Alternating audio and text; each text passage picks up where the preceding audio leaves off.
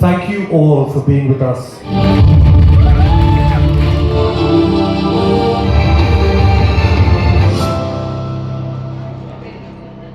This frontier is absolutely fragile. They are my pillars. Thank you so much for being there. This is more like a gratitude because I know it's a welcome speech, but I could not hold myself but thank all my dear friends. If I have to name, I can just go on with the list. Thank you, all of you, for coming here at such a short notice. Why Fragile Frontiers? Started off as a kid looking up at space when Rakesh Sharma went up in Soyuz. I was at school, St. Francis. We didn't know anything about space. We didn't know anything about a space shuttle. We didn't know about anything to do with STEM.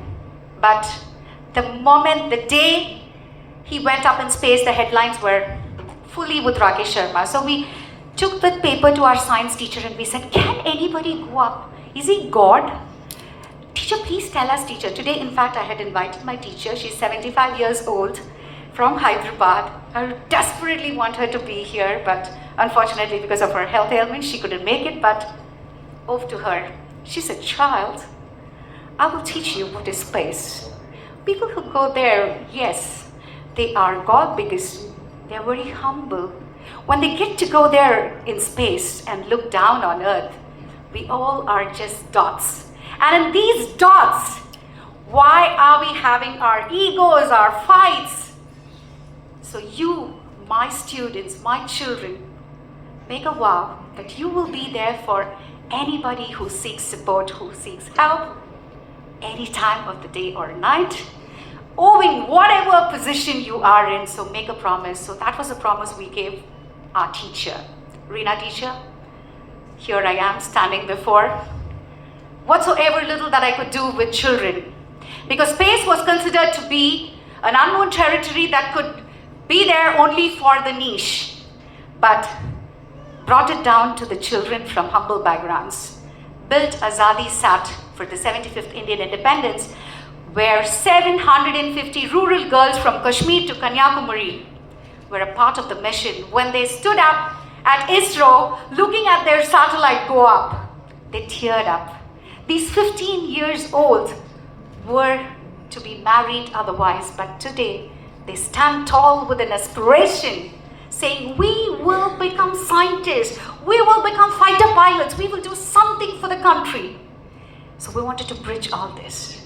So when we started thinking it is only for the Indian continent that girls have little access to space.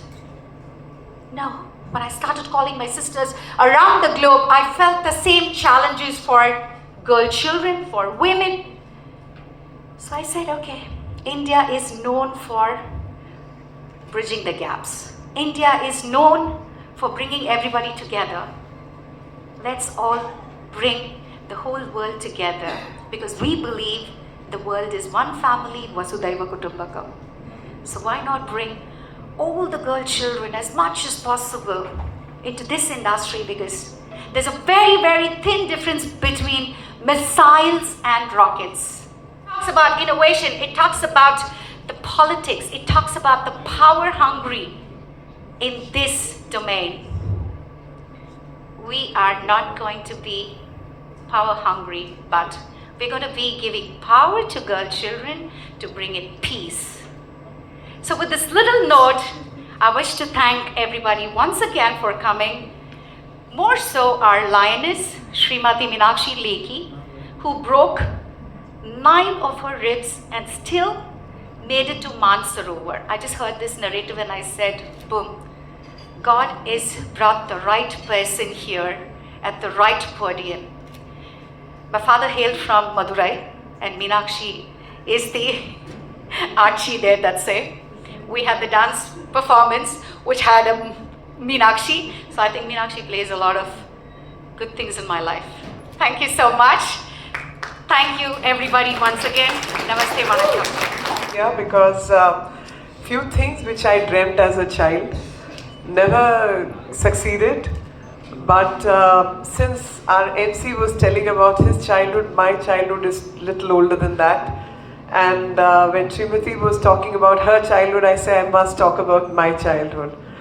And my childhood, we used to have something called Star Trek. And that was the only decent series which we could watch. And with great honor, I can say, we go where no man has gone before. So women will go where no man has gone before. And that's what Srimathy is exploring. Exploring the space the way our generations have to carry it forward. And I don't think any man has made that effort. That effort has come from a woman, so where no man has gone before. And when I was thinking about science and technology, STEM, I always say in our part of the country, or say our part of the world and subcontinent, the way narrative building happened, the narrative building was always against us, as if we are the most terrible lot on the planet Earth, destroying our value system. But if you look at our value system, I must remind you all, while we talk of science, we talk of technology, we talk of mathematics, Shakuntala Devi came from here. We've had all the Vidushis coming from across our continent. We've had all the richa creators of Vedas coming from this part of the world. And even at the time of independence, one stroke, when we became free, all women got the right to vote in single stroke. We didn't have to go through any struggle of any sort. When women get elected, they get elected on their merit. They don't get elected for XYZ reason. And this continent, and I call, like Sri Lanka also my extended family, so please don't mind, Myanmar also is my extended family. So when I look around, I feel we've always treated women with dignity and we've never had put question marks on their ability. And that is the reason when I give the numbers out to the people, I tell them, as per our records, 48% of STEM students are girl students. And that speaks volumes. Because nowhere in the world you have 48%. The global percentage is less than 30, 28. And so-called developed nations, it doesn't exceed 32-34%. So Eastern continent, and especially India, it is 48%. And when I started speaking about this, the UN and other bodies tried to look at the numbers that maybe I'm fudging or what. But they also couldn't reduce it below 40-44%. So which goes to prove the point I was making, that when it comes to intelligence, when it comes to hard work, and when it comes to interests, women and men have the same dreams. And when I saw this young child, and she said she wants to be a fighter pilot, Major General Balyan in the Balyan is sitting here. I know many girls who served in the army, and all they wanted was to become a Major General because they feel the olive green, the love for olive green, whether you're a man or a woman, is the same. Whether ambition or aspiration to touch the stars is just the same. To fly the planes is just the same. And some crackpots like me, who may want to do it even at this age, may never succeed but would want to do it, that aspiration always remains. And few things undone should always remain so that I come back to this life to accomplish that. So I think life has its own methodology, but one methodology I can always suggest to all my young friends here: never lose your pride.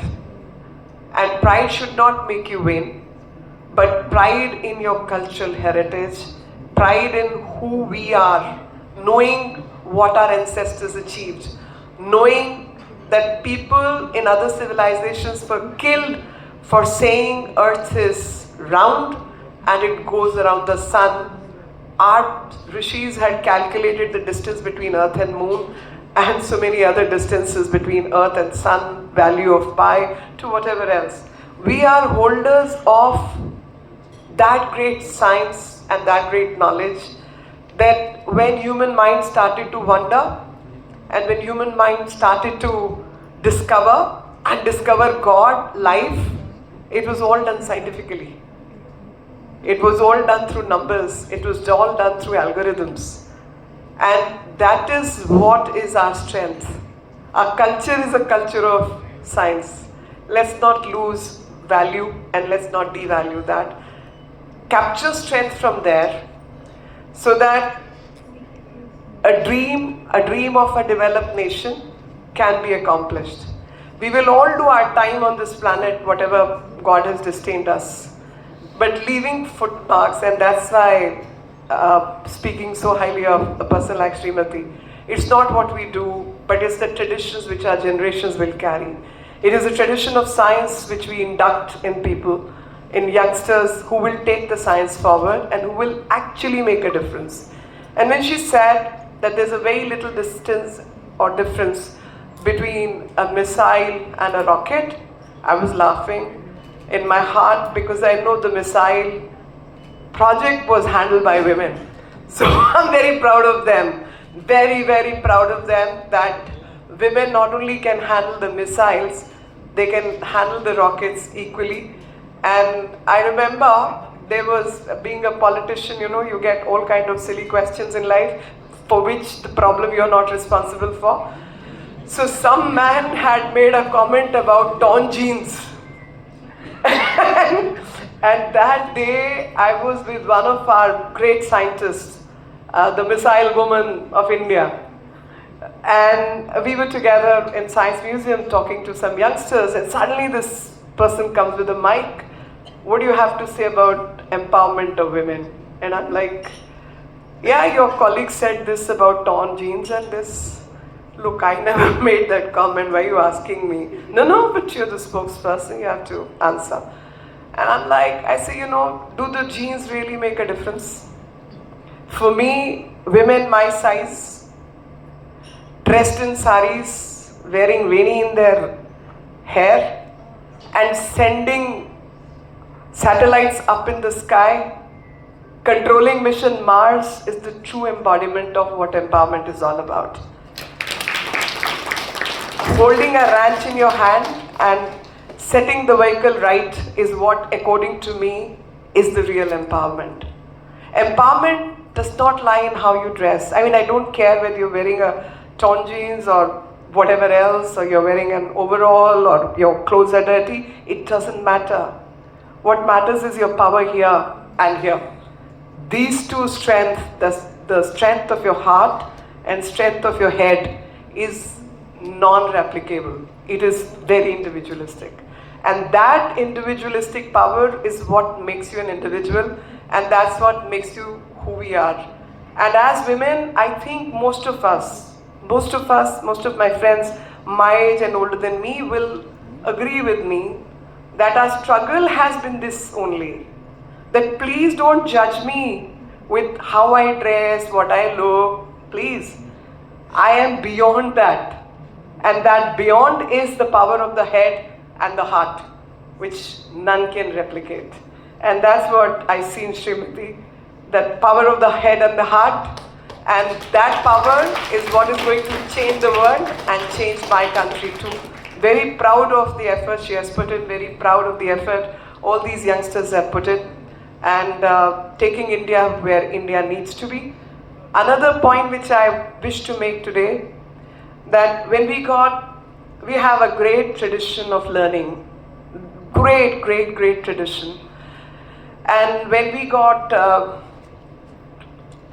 enslaved by the British, our system of education was destroyed, and their record itself says that the local schools without patronage, running on the village people who would just bring some grains or whatever, had this kind of enrollment, where paired teaching system used to operate, which later got replicated by the British, by the way, because you never had adequate number of teachers, even they didn't have. So what they did was, in our system, if There was one teacher running that Ekal Vidyalaya kind of a thing. Class 1 child will be taught by class 2 child. Class 2 child will be taught by class 3 child. Class 3 child will be taught by class 4 child, and class 4 child will be taught by class 5. And so the system goes on, and then one teacher controlled the entire school. And one teacher taught everyone. People with whatever caste, creed, all joined in, and even very detailed registers is what has been kept by the British, including so-called, scheduled castes and this and that. So there was never in this country a distinction between who can go to school. It's all subsequent. Who could go to school and make a difference? And anybody who learned and anybody who was learned is a Pandit, irrespective of whatever your podcast is. And according to me, all my scientists, all my community is a community of rishis, because our rishis were nothing but the scientists. And that's where I want to connect the knowledge system which India produced, which India was so proud of, got broken up totally. A country which contributed 28 to 32% of the global trade for 2000 plus years was shaken to only about 4% in 1904. And in 1904, when our share came down to 4%, you can imagine who will fund the teachers, who will fund the gurukuls, what must be happening in the society, millions of people dying of deprivation. And from there, in 47, the literacy rate of this country was 14%, 1-4. And 1947, this very country decided to stay on its 2 feet and produced some of the most cost-effective scientists exploration, built ISRO, built Atomic Center, built Indian Institute of Science. This is what this country deserves. So I always say one capacity Indians have, and that is the capacity of intelligence and brains. Poorest of the poor also wants to educate his or her child. That is the strength we all have to work together. And if we decide to work on that strength, I don't know how many scientists this country is capable of producing, and beyond intelligence, I think the numbers can be so high simply because we are the world's largest population. So accordingly, that many more geniuses this country has, except those geniuses never get to go to school the right way. So literacy is increasing, but the right kind of literacy, right kind of technological background, right kind of exposure can make this country great again. And that's what we deserve. And I think by 1947, the Prime Minister has shown us a dream, and the dream is of Viksit Bharat, is a dream of developed India. All of us today take a shapath that we will do what it takes to make India developed nation by 2047. With these words, thank you very much, and my accolades to Srimathy ji for doing her best to make this country developed again. Thank you. Jai Hind, Jai Bharat. Technology plus whatever education from childhood, I think it's better to introduce into school curriculum and start from, say, I would say from grade 2, 3 itself. So by the time they finish school, it will be easier for them to proceed with the university studies. How is the situation now in Sri Lanka? Sri Lanka situation good. After the flood, again we are coming back. So almost 80% of the country is done. Tourism is back to normal. Just the infrastructure development is needs to be done soon. How long it takes to do it? Will be everything 100% will be. We are already back. Okay, country is going well. The bridges and all the construction is in process. Of course, we need the support of all countries, and I would say another 2-3 months, 100% it will be back to. So the St. Agnes Church Festival that's happening this February 27 and 28, it's a cultural thing that's been for a very long time. How forward you're looking forward to it? To be very fair, I didn't get any documentation yet. But yes, if tourists travel, of course, we want the Indians, our brothers and sisters, to travel. Visit temple is a very powerful temple. Please do come. The rewrite of the constitution causes also ongoing history. Yes. Particularly Tamils were raised for various demands for getting equal rights, Yes, that of course from Delhi governments they are working on it, and there will be 100% a positive response. So what are the tourism developments around? So tourism development, yes, you are right. So Sri Lanka tourists last whole year we had around 2.5 million tourists coming in. So tourism is booming. We need more hotels. We have shortage of rooms. So you all are welcome. Any investors into building hospitality hotels, most welcome. Sri Lanka, we next year we are planning 3 million plus tourists coming in, and year after 5 million. That's the target. So Sri Lanka is a beautiful country, beautiful island. So definitely you all have to visit and support. And today the book launch event has happened. Like, what was your first words of appreciation over this event? No, I'm very grateful to Srimathy ji because when she's talking about fragmented frontiers, we know that across the globe geopolitics is fragmented completely. But instead of competition, there are some powers like India who believe in not competition but collaboration and cooperation. And space is one such area where certain dominance, certain powers have dominated post World War II. And we were comparatively new entrants because of paucity of resources. So we understand it from the point of view of countries of the South, which are aspirational, and from the countries of the North perspective, who are dominating the space.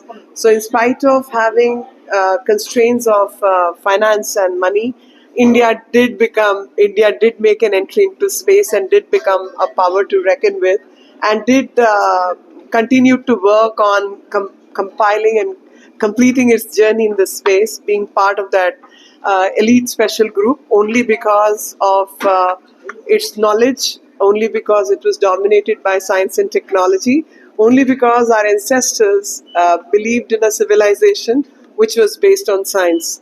So, my best wishes to Srimathy ji for having written that book, because it's talking about various political decisions which happen when dealing with space, also about sharing the power, and especially for the global south. On Earth, on planet Earth, most countries belong to global south, and their voices need to be heard, their children need to be given an opportunity. The bright and the geniuses can always come from the places which may not be the most affluent but are the most bright. So we look forward to the girls' team, especially because women in technology or women in STEM is something which India takes a lot of pride in. We are very very good, and we have about 48%. 40, some people say 44%. Some say 48% of women who enter science and technology and mathematics. So we are pretty much role models in that sense. And I want more and more girl children across the globe to take part in science and technology and be part of this journey. India remains aspirational for many countries because we did not allow anything to come in our way. No adversity was allowed to come in the way of education or in the way of science. So let science prevail. Let technology make a difference to human life. Let us all collaborate and co-op to work with each other rather than compete all the time. In India, all women satellite, right? I know, all women satellite, and I can today recall that women like Sunita Williams, women like Kalpana Chawla were also Indians. If given an opportunity, there's nothing that Indian women or men can't do. We are as good as anybody else, and as intelligent, as bright as it takes to crack the codes and Yes. algorithms and write those algorithms, because the word algorithm came from India, the calculus came from India. When people would not believe that Earth is round and it's going around the sun, our scientists, the rishis of the yesteryears, calculated the distance between Earth and the moon and the sun. So, a value of pi to trigonometry, we did it, and the binary system. If this science was not there, I don't think any move could have been made to the space. So India has a lot to take pride in Indian knowledge system, especially mathematics and science. So let's continue to take that pride and don't become vain in that pride. but that pride should inspire us to do still better and be who we are and take India where India deserves to be and create an India which is a developed nation by 2047. Today, Maharashtra Deputy Chief Minister is I'm very sorry about having to learn that incidents. I was still in the flight. My condolences to the family because it's a very unfortunate accident that took place. Condolences to the family of Shri Ajit Pawarji. and Mamata Banerjee has told us there is no safety. She basically said that before joining the cause of the No political comments, and I don't have to respond to all the wrong people in this planet. Thank you. Today is a very, very special day and a milestone in the journey of space, I can tell you. It is not out of pride, but it is out of absolute humility that I wish to say that India is a country that is bringing every country, about 108 countries, smaller countries, Lesotho, Grenada, Eswatini, all these countries together to build a global vision. It's not a satellite that is going to the moon, but Mission Shakti Sat is a movement. A movement to bring girls together in this deep tech industry because space is fragmented. There is a lot of politics. The big players play, big countries.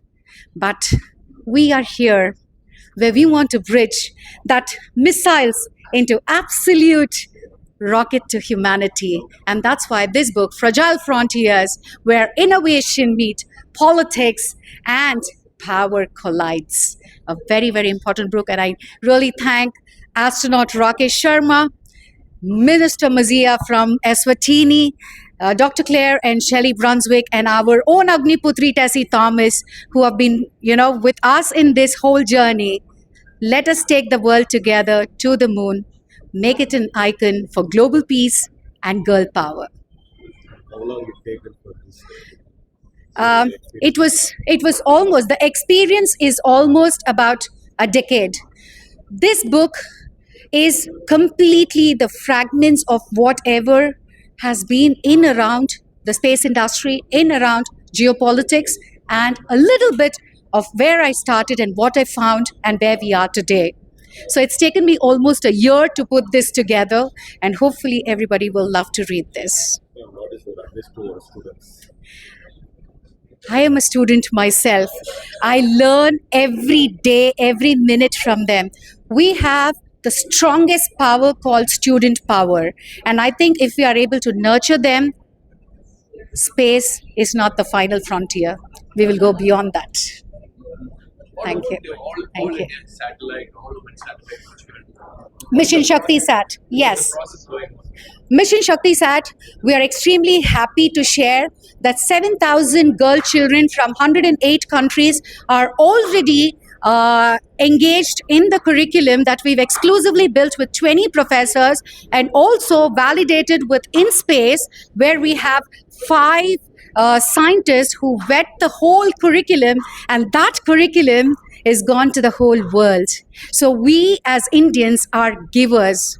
Right from the Nalanda University, the education that we spread is absolutely knowledgeable, enriching, and free of cost. So Mission Shakti Sat is a movement to bring everybody together, put up one satellite, no, to put up one hope for girl children and bring peace to the world. When we are expected to launch this? Well, we are going to be handpicking one girl child from each country, from 108 countries, going to bring them here on 21st of August, where we will be celebrating this year's National Space Day on August 24th proudly with 300 global citizens who come here to build the satellite, one to the LEO orbit and one to the moon, where the LEO is going to be sent on International Girl Child Day, which is a huge request that the entire globe is making to our Honorable Prime Minister. So hope we will be launching it on October 11th. Thank you. Thank you. Thank you so much.